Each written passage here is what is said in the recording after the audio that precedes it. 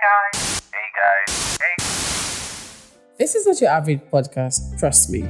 This is IP series, where you learn to protect and safeguard all your intellectual property so you can make a career of what you love.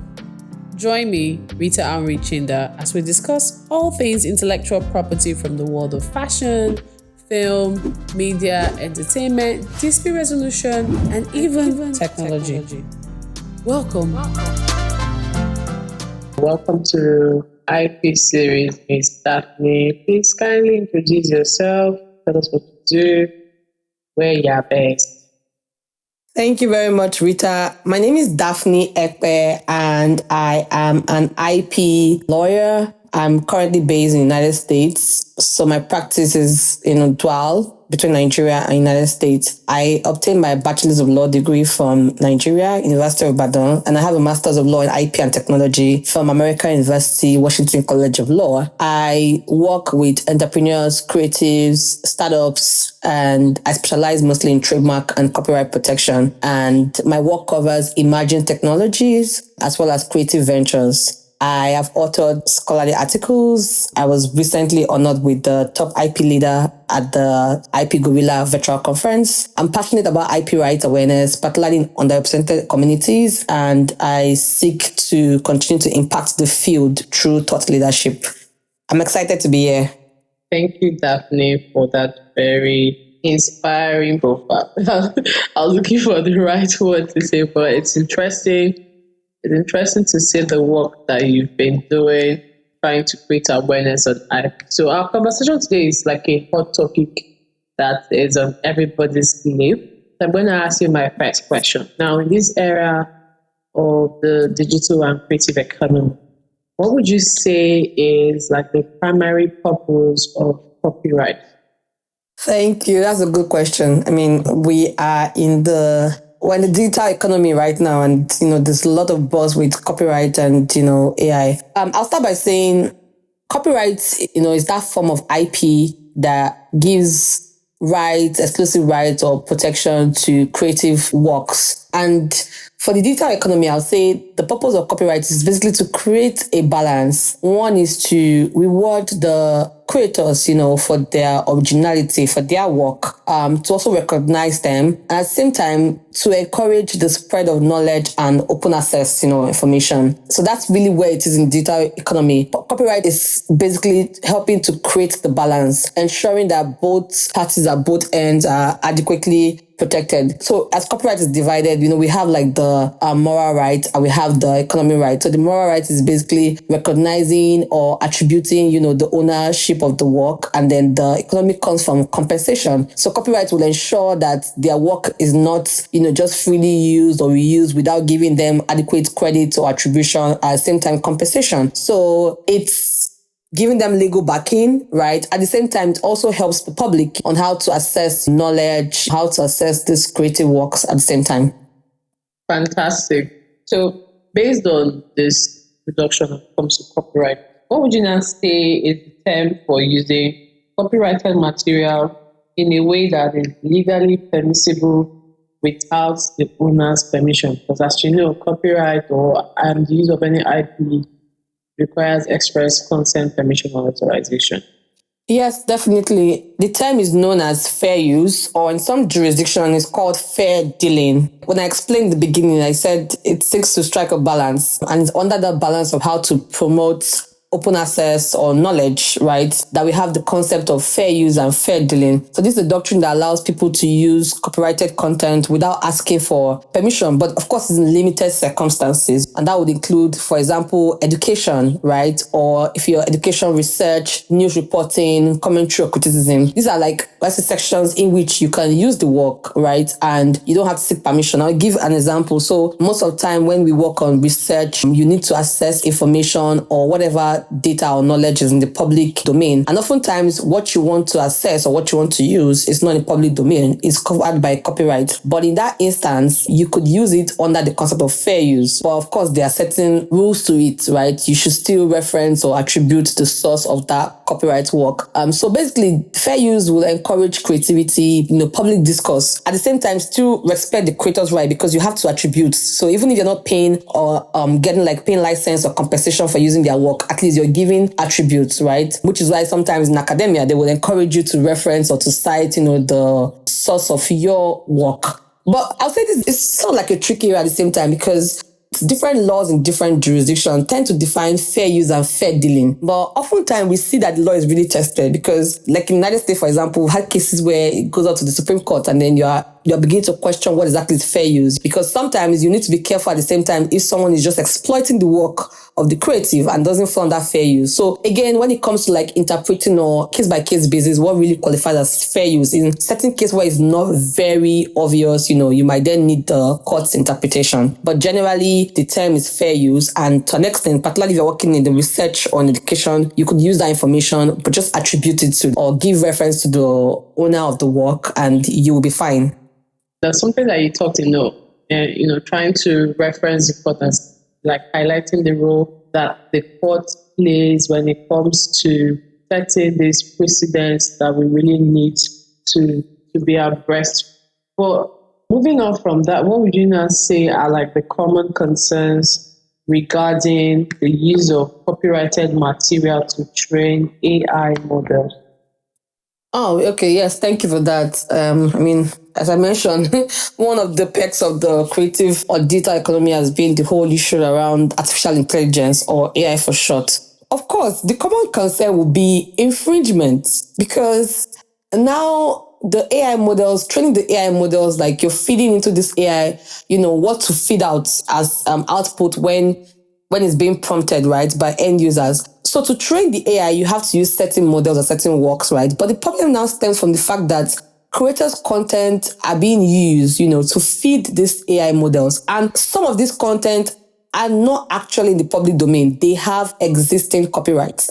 So you can imagine a situation where the AI has to learn, thousands of books or even songs or artworks, but these authors or artists, they never agreed. They didn't give their consent. They never got compensated. There's no even attribution. So economic rights, moral rights, zero. And then this robot system is then being trained with their content. And that's why if you used an AI tool, for example, and then you put a prompt in and reference something, it would populate based on that. So just imagine, it's like basically like saying you're taking your diary, right? And you're giving your diary to the AI system, right? Or the AI robot as it is. And then later someone says to the AI, I want you to write a bestseller in this. But the AI is basically using my work, my creative content to give that. But there's no permission, there's no royalties being paid, so no compensation. To answer the question, it is the fact that the concern right now is, it is copyright infringement. But of course, it's not the traditional concept of copyright infringement that we used to know like back then, because like I said, we're not in digital economy. So this is one level of infringement that has come to play. I'm sure when the laws were being created, we did not even contemplate this. But yes, there's a lot of lawsuits right now with most of these AI models. Several creators or even authors, they are dragging the owners or developers of these AI models to court and basically saying they have infringed on their copyright. And it's one area we're keeping our tabs on and watching the progress. But like, it is an issue, because while we want to advocate for innovation and we don't want to stifle technology, right? Or in this case, or AI to be specific, we also need to find that balance, because imagine your work being used to train AI models and you're not making anything from it. It feels like a ripoff. I do agree with you that we need to find a balance when it comes to this conversation. And then I think the US, you guys are doing a lot, trying to set the right precedent. I mean, the Zara of the Dawn case, US, even though we had the Davos AI case, I heard of in South Africa, but then with a number of disputes, they were looking to see like a different conversation. And you're also right when you made reference to that most of our laws did not foresee AI being like a very thorny issue that everyone has to start thinking about, or making it like a political statement, as the case will be. Now, is there a way to actually train this AI model ethically that it will not violate the correct copyright laws that we have within our jurisdiction? Yes. This is a good question, Rita. And just to piggyback to what you said, yes, a lot is happening in the US right now. As I mentioned, there's like lawsuits, OpenAI, Microsoft, and it's still regarding what we're discussing is basically about the fact that the models seem to be infringing on copyrighted works as it is. So to answer your question specifically, I think yes, because we can definitely try to avoid copyright infringement. Two ways to look at it. One would be if the models are being trained with open source content. Let's remember that works in the public domain are not subject to copyright. So meaning that you could use that freely. So if the models are being trained with content in the public domain, sometimes public domain can be expired copyright. There's no longer copyright on it. That way, you're not infringing anybody's copyright. Another angle to look at it would be to look at licensing. If they were to do something like licensed data sets, that way you know that you're training your AI model, but you secure permission to use it. So beyond even infringement, it makes it more ethical. And I think if it's ethical, transparency is very key. If there's ethical compliance as well as transparency, the end users will trust the output or even the product of using this AI. So I think to answer it, yes, would be consider the angle of, licensed data sets, right? Like using license as a means. License basically just means getting permission from the owners, right? And then negotiating what needs to be compensated for that. So that way we would limit all these lawsuits, and it will also ensure that there's no violation of copyrights. Okay, very well said, Daphne. In the context of AI generated content, I don't know if you came across that GIMB styled image generation that went viral, that OpenAI created it, and everybody was just going crazy. I think it broke the record. But now, in the context of AI generated content. Yeah, I think I saw that. Yes, I followed that. Yes. So who would you say who is typically considered to be the owner of that output? Is it the person who generated the final GIMB style or the owner of GIMB style itself? This is a very hot, debated topic and we have to go back to the laws, right? The current copyright laws. You see, I would say most of the copyright laws now, or in most countries, right?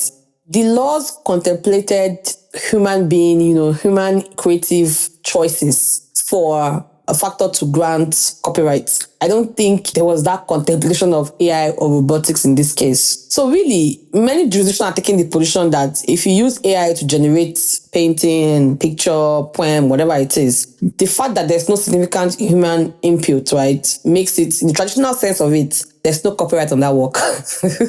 So sadly to bust the bubble, but there's no copyright on that work. However, some jurisdictions are beginning to take a different tone, and even I'll start with the US, for example. The US Copyright Office had released what they call like a policy manual. And the recent one they released, they sort of explained that if it's a case where the AI is more like assisting like tool, so basically, what is the extent of the human choices? And the US Copyright Office, their position, it's beyond just putting in prompts, because the argument is, if I put in the prompts, you put in the same prompt, you might even get the same output. But beyond putting in prompts, how do you now use the AI output? Do you tweak it? Do you modify? Do you make other creative choices? Because the extent to which your human self is involved in, then it becomes a case of, this is a human created work, but with the use of AI too. Basically just assisting, as the US Copyright Office is assisting, not necessarily creating the output. And I think that just the way the US is looking at it, right? Certain jurisdictions are considering the angle of, if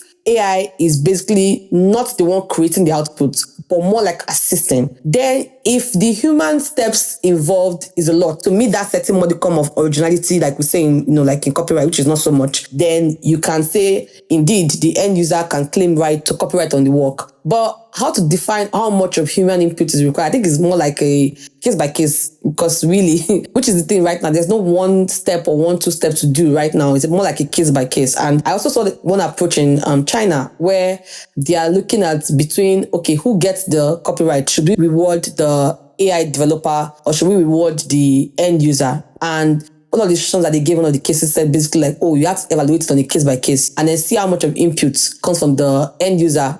That will determine if it goes to the end user, or if there's not so much input. Generally, it's just the AI. But don't forget that in countries that don't recognize AI as an author, based, like the US, for example, or even Nigeria. Therefore, you cannot say as an end user, oh, I have a copyright over this particular AI generated content. The moment you say it's wholly AI created, in those countries, it will not fly. But however, like I said, if you're using it as a guide, you put in a prompt, sort of define your prompt, you take the output to modify, do the thinking, and there's that human involvement, and you can really show it. Then you can say it was created by human, and then you can then seek copyright protection over your work. Or as it is, if you meet the other steps involved or the other steps, then you have created a work protected by copyright. So for countries that don't recognize, or countries who are yet to recognize AI, you cannot even say anybody owns the outputs. But in countries that are sort of like recognizing, they look at the case by case to determine how much of human steps or how much of human creative choices were involved in creating that work.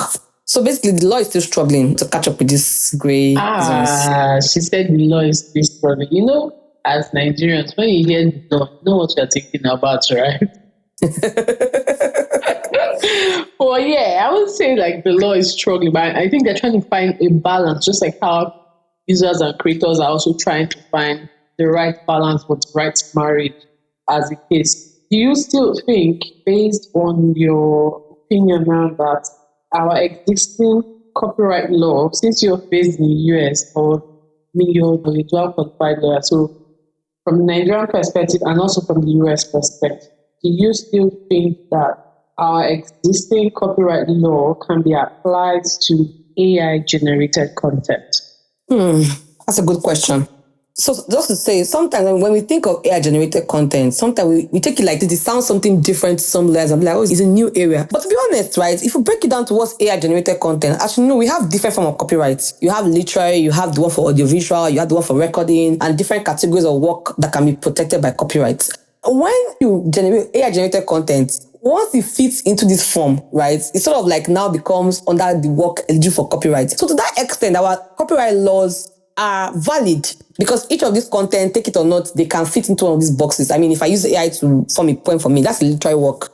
But basically now, if you look at from that perspective, you will say, yes, the copyright laws can protect AI-generated content because of the categories they fit in. But if you go into the issue of authorship, what we know as ownership, then you then begin to see, I don't call it inadequacy because that would be a wrong word to use, but you then begin to see loopholes because at the time that copyright laws were enacted or created, human beings, created these laws, and they were created from the angle of human creators in mind, not machines. So now that we have AI-generated content, it's like there's a stretch. You either have to stretch or reinterpret the existing frameworks. That's why I would say not very well do the laws apply when it comes to authorship and ownership because it's a gray area. It's something that now demands policy manuals, regulations, something to clarify.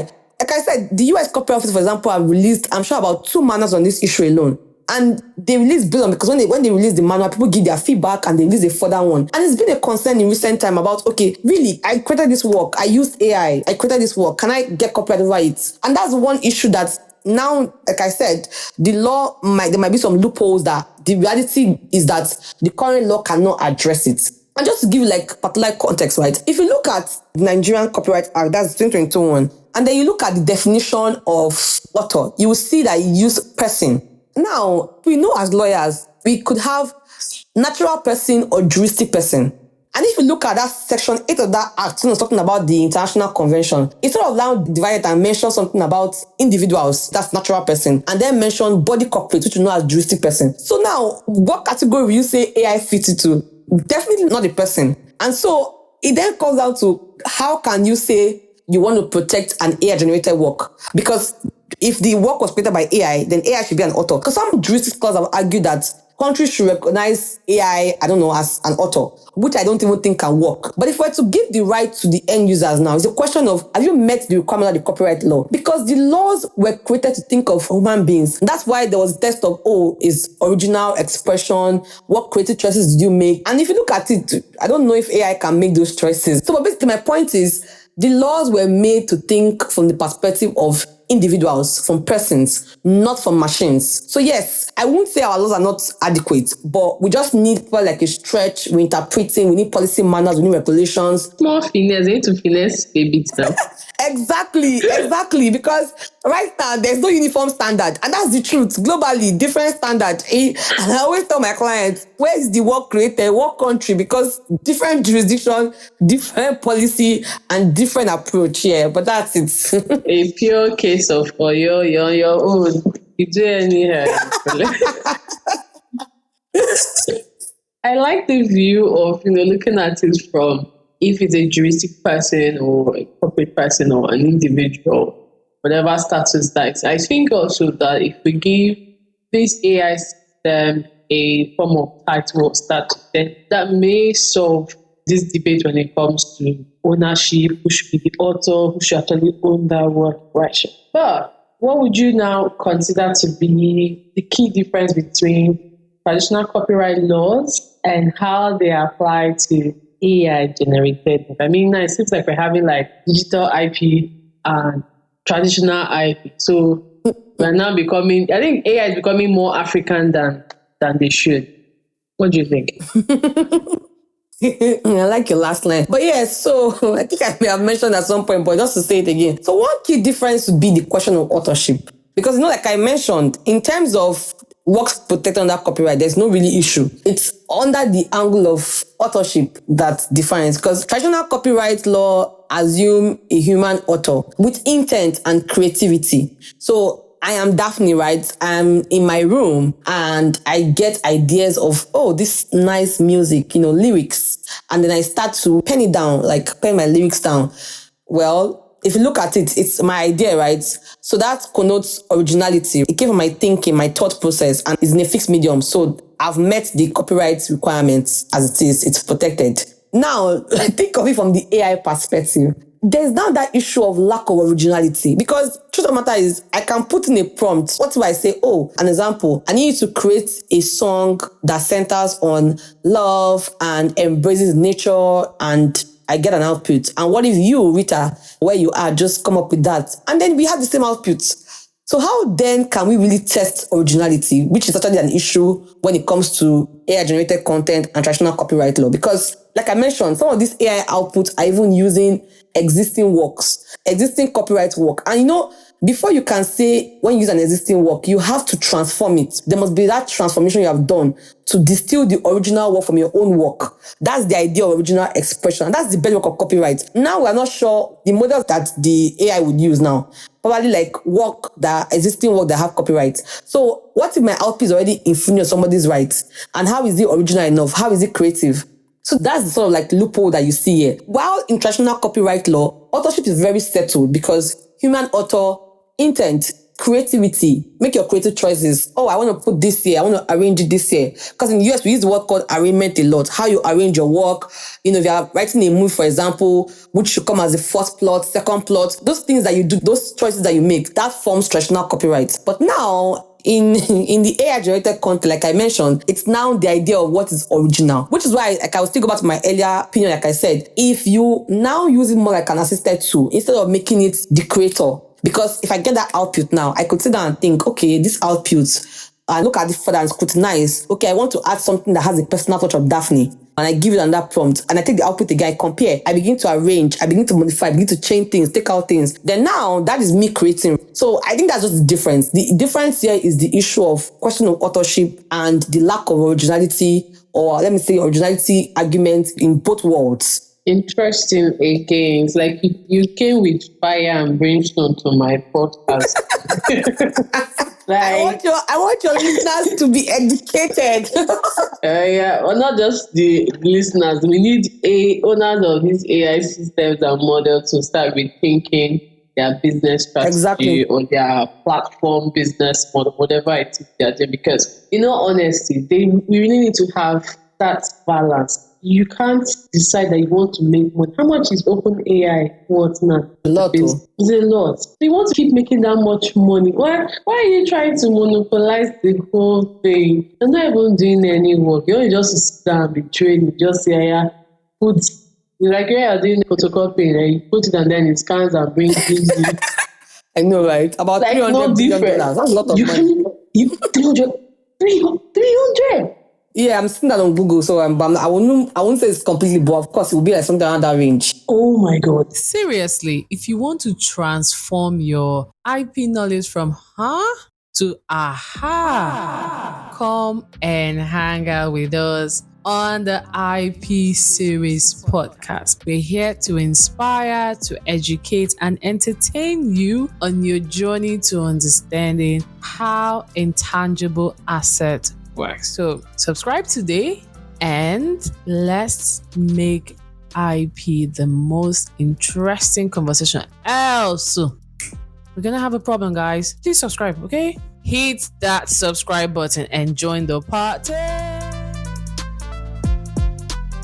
That's A lot of money. That's a lot. Now, would you say our current laws are sufficient? I mean, you've highlighted the difference, but are they sufficient enough to address these AI-generated work issues? Or is there like a need for, do we need to actually update our laws or amend the laws? Or what do we really need to say, oh, what we have is sufficient enough? Because I really don't, you go this way, they'll tell you you don't need that. Like, you're the boss of yourself. Pity yourself.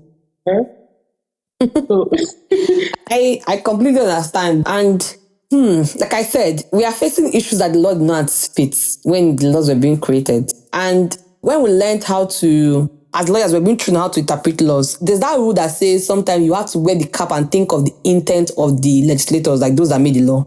Now, looking at it, if you were to use that rule to interpret our laws, it will not fly. That's the truth. Because when they created it, they didn't think of this technology development. Like, I mean, it's something that happens so fast and it's still happening so fast. So it was not anticipated. But I do not think that, like, me, I don't feel like we need to start having like, new, let me see, like a rehaul of the entire like laws. I don't think so. But I think that we can just have like new regulations. I don't know if that makes sense. New regulations that kind of like clarifies that maybe create standards like tests to say, okay, if you meet up this 1, 2, 3 tests, then we can say, yes, your work has human. Because now the way most corporate offices are saying, oh, we think if you have sufficient human involvement, you can get copyright. But look at it this way. For some application to the US corporate office, for example, now it's the examiners who will look at it. But what test are they applying?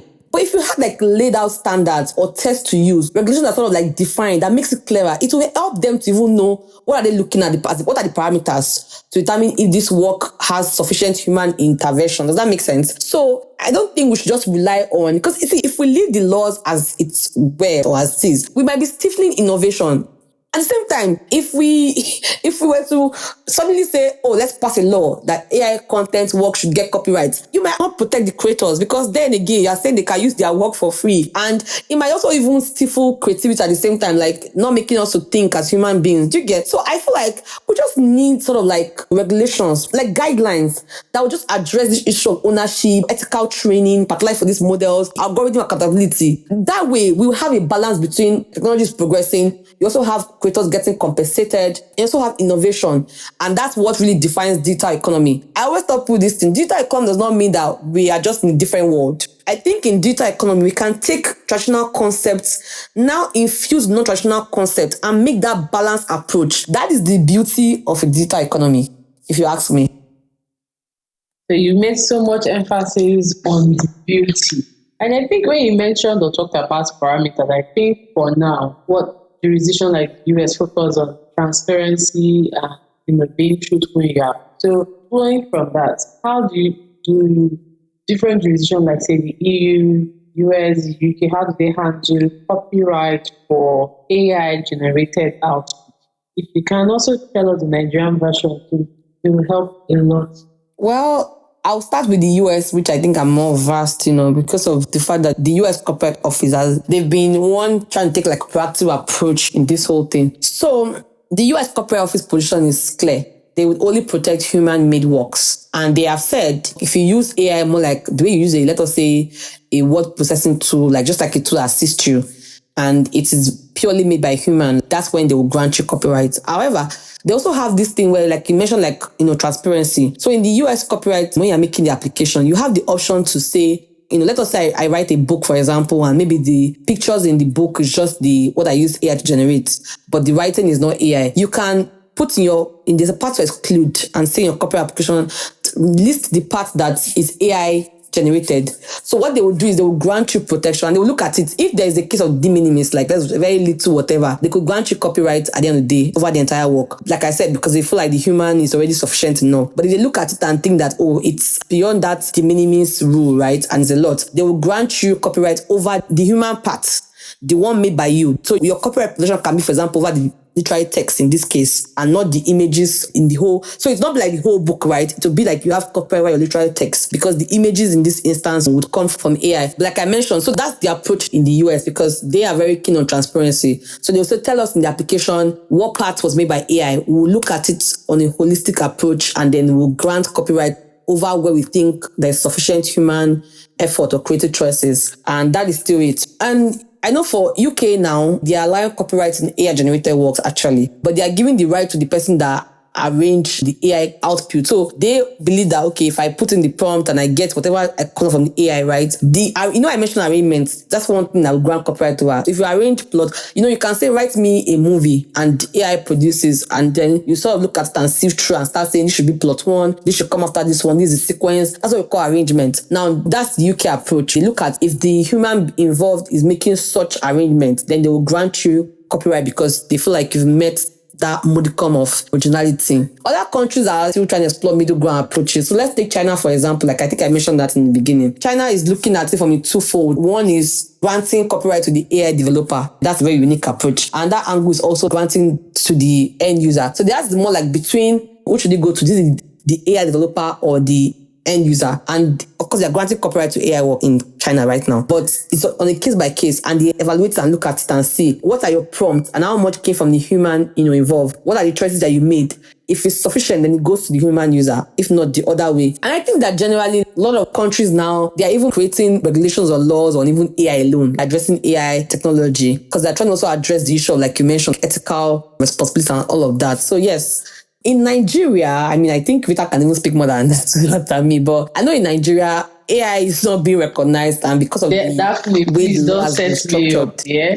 Today I'm not a speaker. Yeah, the lead speaker. Well, I know that, like I said, from the way our laws have been acted in Nigeria is not sitting towards, or right now, the law is not looking like it can protect AI-generated works or AI-generated output. But you never can tell. We're curious to see if, the Nigerian Copyright Office will release something that sort of like guide users in that space or make any modification to the application system, like the way the US have done. So, fingers crossed. That's true. What you said is true.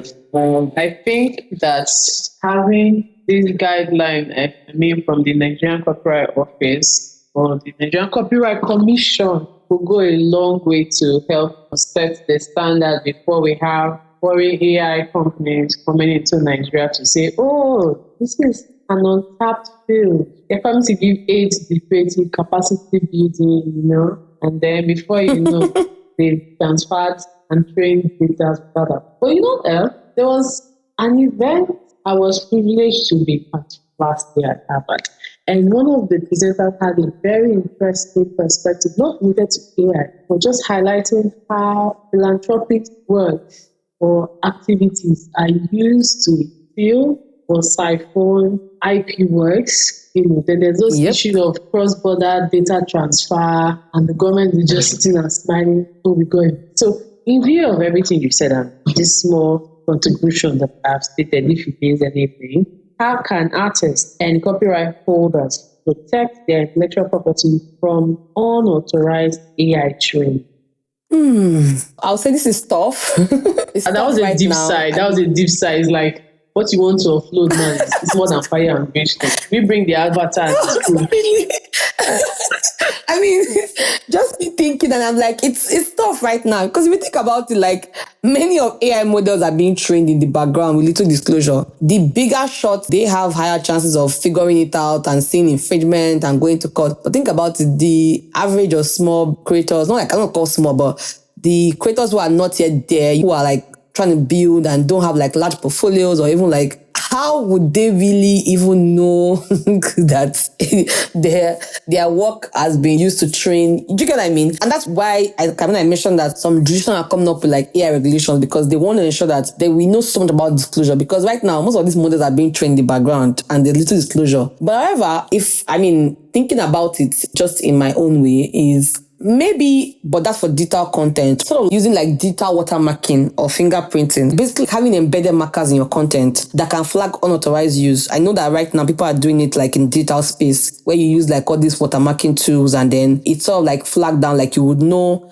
when someone has used without your permission. I think that way it can help actually to navigate this issue. And that way will be if creators can restrict access to their content using all these copyright management tools or licenses. So that way you have to go through the license requirements if you want to use their work. And I know some licenses explicitly ban AI use. So if you don't just want AI at all, you could go on that kind of covering. But I would say that more importantly, like you mentioned, we need this platform or AI developers to have ethical practices. And that's why I say we need like frameworks to also back it up. Like, so that at the end of the day, if you are using a copyrighted work, just ensure that you are paying for this thing, compensating, like getting license or getting their permission, or you stick with using public domain works. I think that way it also help out. But from the angle of the copyright holders, like you asked, or the artists, I think right now it's just ensuring that their digital content should be watermarked. They should have embedded markers, like a mechanism that flags down or spot unauthorized use. And they can also restrict their, like I mentioned, their content access. They should employ using copyright management tools. I think that would really help. Fantastic. But you do know that even with all of the copyright management, I mean, the people that breach or want to use your copyrighted work are very creative because they're already thinking, how am I going to bypass Daphne's watermark to actually get the work that she's created? Instead of them thinking of, oh, what can I do differently that Daphne has done? So that, I mean, this area of going viral, of just go viral or something. But no. You're not thinking that far. Don't know why that was. But then, do you honestly think that licensing agreement has to involve you need to compensate or accommodate original content creators, especially in this AI training conversation? Because if you look at how, I mean, and I can't believe that post-COVID, a lot of things happened or shook the creative economy that you now have more creators and authors that to have craft.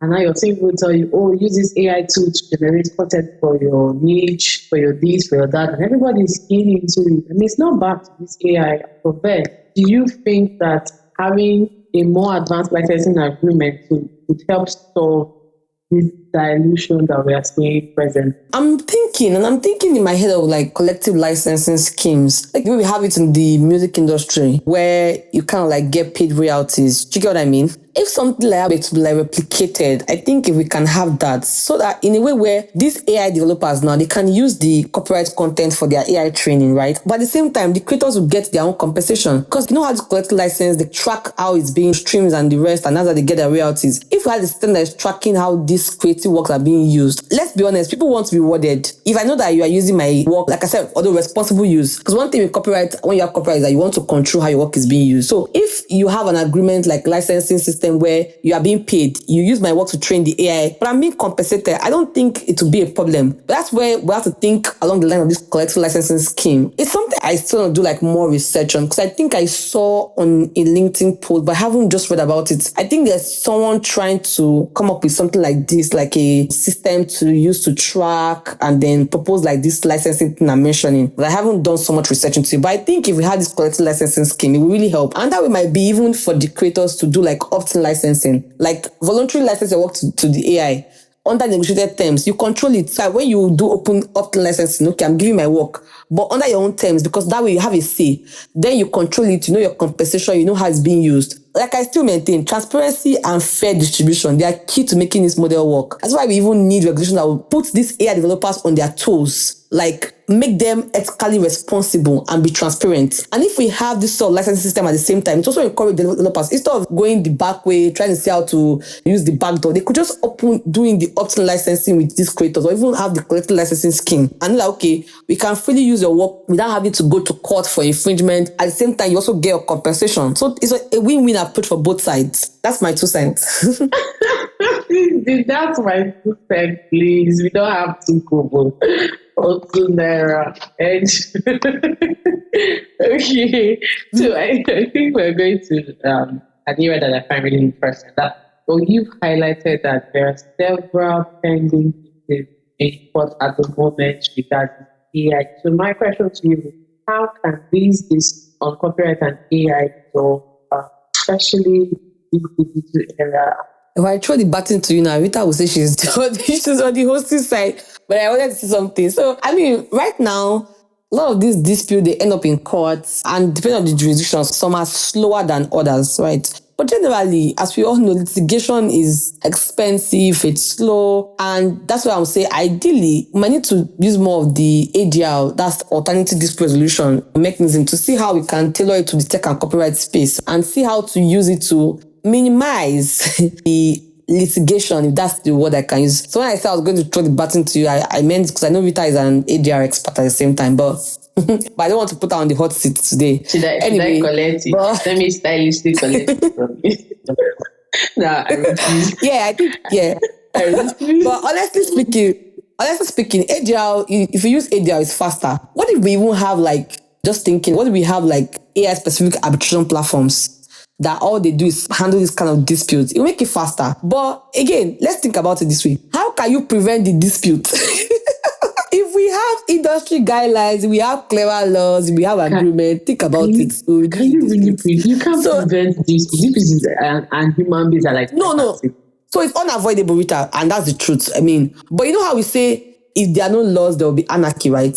We have laws in place to help. Doesn't mean that people don't value the laws, right? That's why the laws are also set up for. So we can't avoid this. I'm just saying that these issues they're dragging in court, open AI, everything. But if we have clever guidelines, their expectation, we will reduce the fighting now. The dispute to them reduce. They will now come to, okay, the ones that are unavoidable, how can we settle it? That's why I said, for me, I think using ADR, and I think it would be nice to have arbitration platforms set up just deal with AI specific issues, where we have arbitrators who are vast in tech and copyright and AI issues. So that when we go to them, we are sure that, okay, that list, to gather that list now, right now everybody's an AI copyright person. Thank God that. No, we have to look at the background though. You can see. Let me tell you the truth. You can label yourself right now and say I'm an AI, because everybody, like you said, truthfully. I left one word of recent for somebody that's something called positioning. I didn't know. Some people, I don't share anybody, but they said for positioning, they're not there, but they use the headline and say I am to get into that space. I don't know if that makes sense to you. But really, we need to go into the background to check because your work will speak for you. If you claim that you're an AI expert or even a tech or copyright or IP expert, what have you been doing in this space? What have you done? I mean, imagine if I had a case to do today. I'm not quite sure I will be sitting an arbitrator who does not have experience. If I'm doing this kind of issue, right? I won't sit someone that doesn't have any background in IP, tech, or handling this kind of issue because I'm not quite sure you can do justice to my case, to be honest. I don't want to divert from IP, but as you know, Rita, trust is one thing about arbitration process. You need to even have trust in your arbitrator sometimes. An expert is one thing that can build trust. That's it. So, but if you know that, okay, these people are, imagine a Rita being an arbitrator in a case, I'll be confident that, okay, yes, I know. Can you hear that? Yeah, but honestly, that's really it actually. I think ADR is the way forward. It's better than going the route of court, if you ask me. And thank God, there's this perception in Nigeria that if you're not wearing that wig and not it, but I'm happy that times are really changed. More arbitrators are more ADR practitioners of this way. Yes, I agree with you. Yeah, but people also forget when you opt for out of court setting, you will not just be dealing with lawyers, you will deal with a diverse set full of practitioners whose sole interest is to find a middle ground, resolve that dispute, and get on with their business. So I feel that for AI companies, their goal is not to set, their goal is to monopolize the creative economy. Industry. Yeah, so maybe court might be which is why they like the court system. I swear, maybe court will want to say that I come here, my child, come and receive knock, sit down here. You go for arbitral proceed and then they're telling you 300 and something billion, and then you check your account balance and claim and the fee you want to ask for. And that's the thing, because ADR is party driven, that's another thing. That's the thing.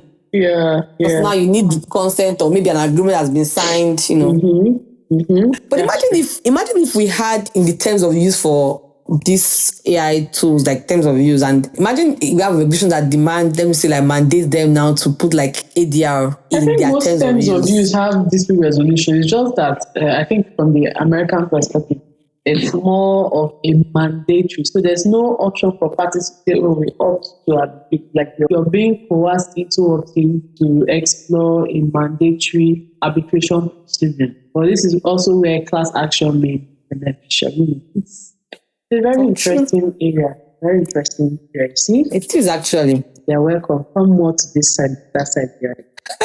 I used to do ADR. I mean, my background, I was doing litigation and ADR in Let me Nigeria. rephrase. Come back. Yeah, miss. I mean, honestly speaking, like, so my kind of person, if I'm to do ADR, I want to focus on just IP.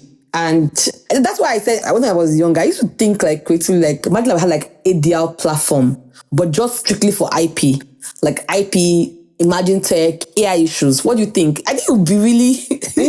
I think they have. I think Wi-Fi is championing all the IP related conversation. Oh yes, Wipo has that. Yeah, Yes. they just did one on esports and it was really insightful. People setting up like a tribunal strictly for esports and virtual games. So building something, a structure like that for AI and other emerging kind of this way, I think they will really go a long way. But then the requirement for appointment of neutrals will now be another thing. And then the volume of disputes, can they really handle it? All of those conversations. But I'm sure we'll win it. We'll get there. Yeah. So it's not like if I were to come into like the ADR space, I'll be doing more like Wipo. Not the generic one. Big women, quite simple for us, So now I think I think now that we are heading towards the end of our story, but I won't release it yet, but just answer like two more for me. The first, I will. This has been interesting. I love it. So good review before we will end. Thank you, Jesus. So what trends now would you be looking out for that you think are major challenges that this AI generated content or works have? I wanted to speak like a Nigerian and I said I've shown us shaggy, but my audience is diverse. So let me rephrase. Yes. What trends should we be looking out for? And do you think there are major challenges that AI generated content have created or they've exposed to say, oh, you guys didn't think about this? Thinking about it, one trend right now is the rise of deepfake content. I mean, so deepfake content, for those who don't have ideas, like using AI tools to mimic voice or it's not real. But imagine you see maybe a video of yourself tomorrow saying something and it's not you, right? You can imagine. But that's what we're saying. So, and this is not just a copyright issue now, because now it's also the issue of ethical and reputational risk involved in it. And that's one we're seeing now. There's the rise of deepfake content. I think I had a conversation with somebody one day, and then the person was like, I was on the older spectrum, right? The person was just like, he prefer to just stay off social media or anything because, there's that fear of you don't know what can be used today, what is not authentic. And it's worrisome. And I think that leads to one of the push where I said, and I'm happy that some jurisdictions they're looking into it, right?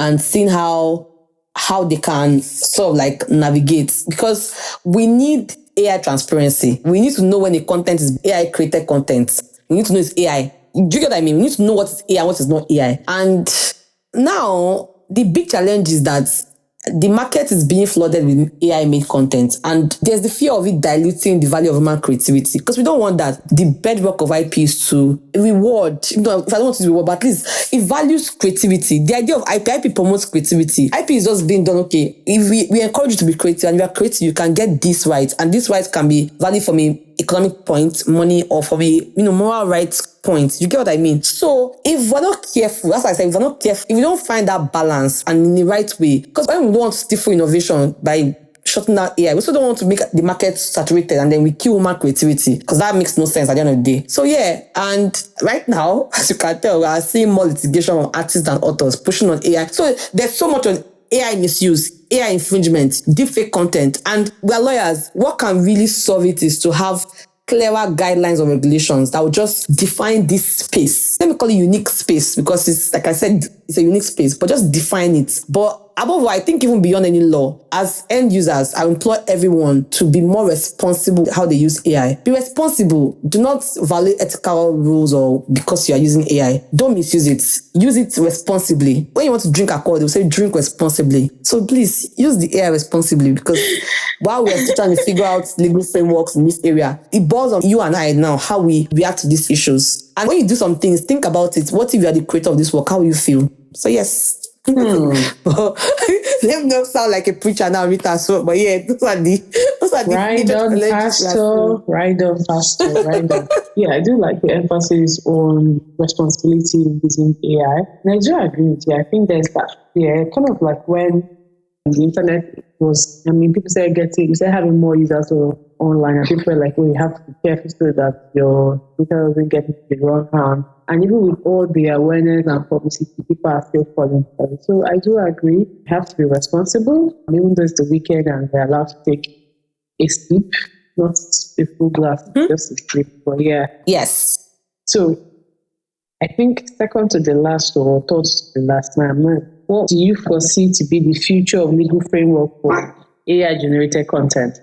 I think we'll see hybrid frameworks, to be honest, because we'll see one that blends, like I said, I know I mentioned that what I characterized as a digital economy is taking the traditional one, infusing with non-traditional one, and getting a balance. So I think we'll see hybrid frameworks. One that will blend traditional copyright concept, because you cannot take away some rudiment of copyright, which is promoting originality, creativity. Those are the traditional copyright concept we know. But we're blending into new digital right. For example, laws might recognize human AI collaborations. Think about it that way, where AI and human beings collaborate and create this work, and it could become protectable work. And then we could see new categories of rights, something like data rights, algorithm accountability, sort of like reflect the nature of AI content. But at the same time, we also see things around, like I said, AI transparency, AI responsibility, like responsibilities of AI. So it's going to be not just a cast in stone, not a one cap fit all, but yeah, it will be something unique, something hybrid, and that will create a balance. And that balance will be good, because in years to come, we'll look back and say, oh, look at how we dealt with that issue, and look at how we are here today. Like, the world has evolved to manage this in a very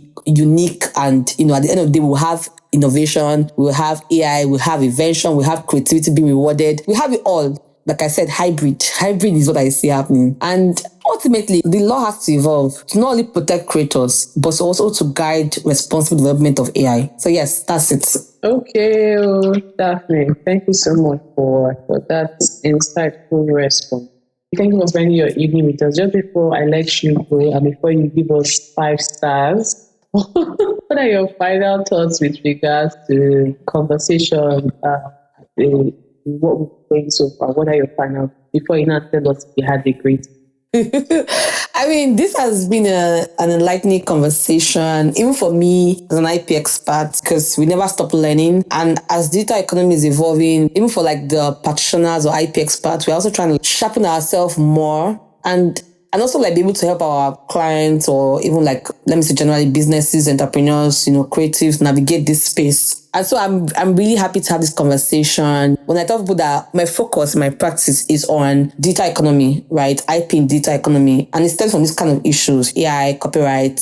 I recently authored a paper on this. But I would say, for final thought, AI is changing everything. And copyright is in the midst of it, because when you can't take out copyright from creativity, and creativity ties to AI. But I think as we continue to explore more in this space, as laws continue to evolve, or let me say as regulations continue to evolve, as more keeps happening, as we watch out for the cases in court, I think it's just at every point, be you an individual, practitioner, a business person, entrepreneur, like I said, caution with how you use AI. Right? Use AI because it's beneficial, right? But caution, use it in a very responsible way. Be transparent in your use of AI. At the same time, let it not replace you. Remember, it's just a tool to assist you. It's not you. If you can always put that back on your mind. So as you explore and use AI, remember that you are the person behind or using the AI. So be responsible and use it, be transparent, and also seek to know more in this space or knowledge. Don't just put anything out there so you don't infringe us. And for the developers too, we also implore on them to have a responsible development of the AI, right? And respect creative right. Do not infringe on creators or authors' rights. Yeah. So I think that's my final thoughts. Thank you, Rita. Thank you, Daphne. You did not tell us that you enjoyed spending time with us. So I thought you were going to ask me that one separately. Let me ask you now. Wait, let me ask. Did you enjoy your time with IP series today? I did, actually. Thank you. This is it's breathtaking. I really, really, and I really hope that the listeners learned something new today. And don't forget to like, share, subscribe to IP series. Yay! Have you heard from Daphne? Don't forget. Drag your ear. Don't forget to like, share, and subscribe. Especially when you listen to this episode and you hear Daphne's soothing voice, just say, what have we missed? Let me press and rate us too. But let me give I will Daphne definitely. five. Let me give Daphne 5 stars for engaging us and sharing her expert Yay! Drum knowledge as a rolls! dual qualified lawyer that she is. Just to carry us along, Drum though. rolls! Let me hear in Nigeria, but it's fine. We are contented I'm for always now. with you. We're always collaborating. This one now you're trying to But whine thank me. you. Thank you so much. Thank you for having me. I really, really enjoyed my time here. Happy to hear that. Happy to hear that. Thank you for listening to IP Series Podcast. If you enjoyed this episode, please subscribe, rate, and review us on your favorite podcast platform. Don't forget to share it with your friends, family, and colleagues. You can also follow us on Instagram at IP Series with Esmeraldo ESQ or Twitter at IP Series 1 or send us an email to ipseriesInfo@gmail.com. Until next time, stay tuned and stay informed.